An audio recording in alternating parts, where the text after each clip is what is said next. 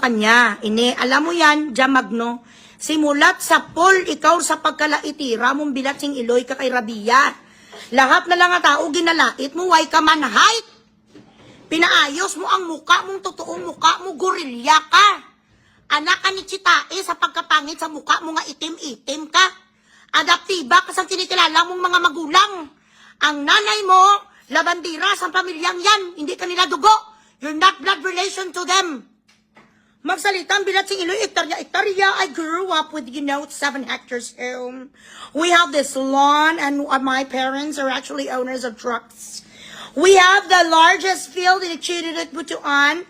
And I'm dato jid ko die. Dato jid ko sa Butuan. Uy!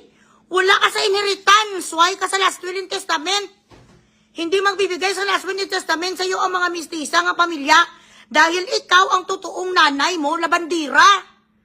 Okay lang naman na yan, magkambyo partido ka. Everyone has the right to change their minds, their political views, their religion. Pwede ka nga magpalit sa asawa.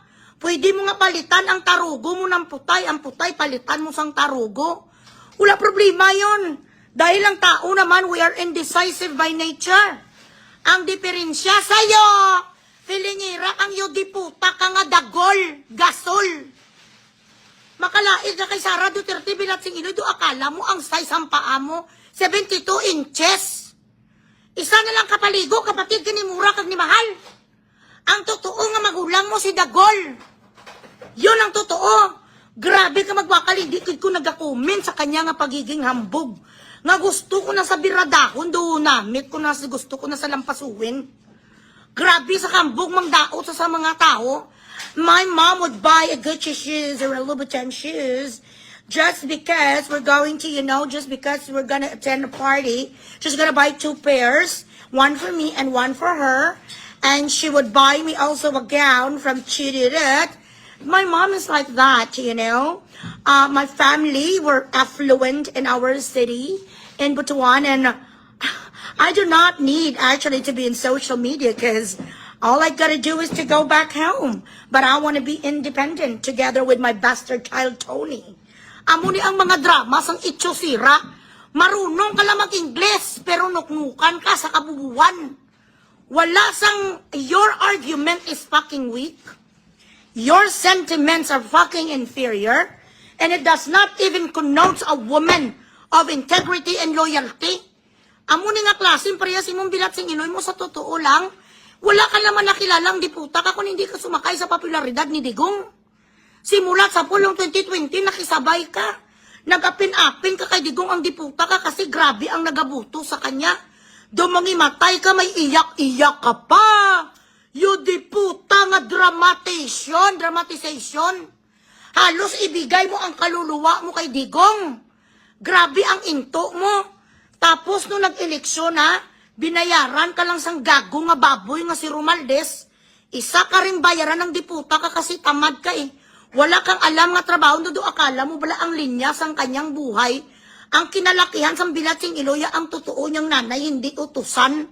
Dapat marunong ka mamalansya, marunong kayo should be domesticated. Dahil the DNA that is embedded around you comes from a slave.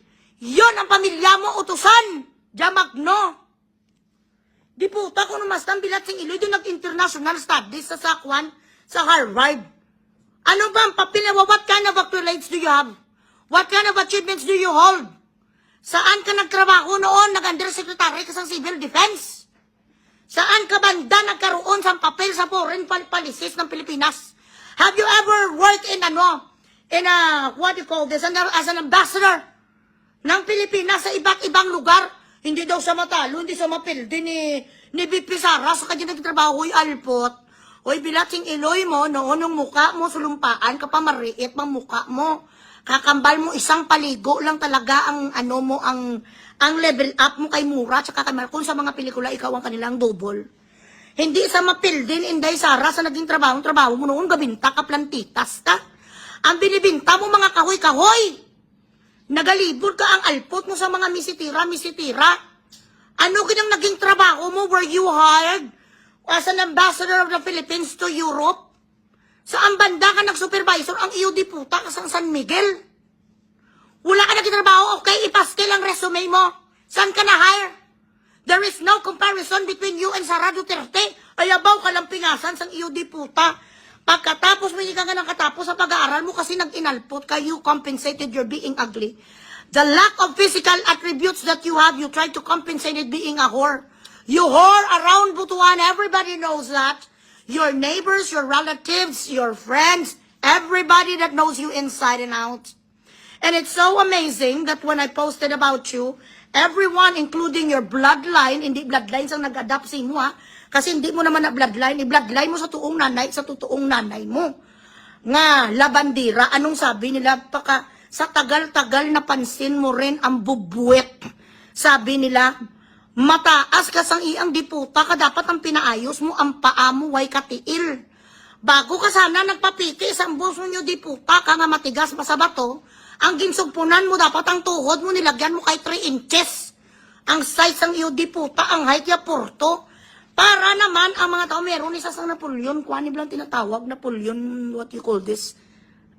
Symptom, anong ganit ng tawag nga, mga maliliit ning mga unano ni, pero ang kanilang asta, akala mo doon mga giant, filingira, ang bilat sing iloyo. If it is not for the gong before, during the 2026, the 2016 election, no one would have known your existence. Isa ka lang gid nga murag palaka nga nakatayo ka lang, actually palaka ka eh. Ang pagkaliit mo palaka kapag ngayon yan ang itsura mo pag tumayo ka, tumatayong palaka ka gasol.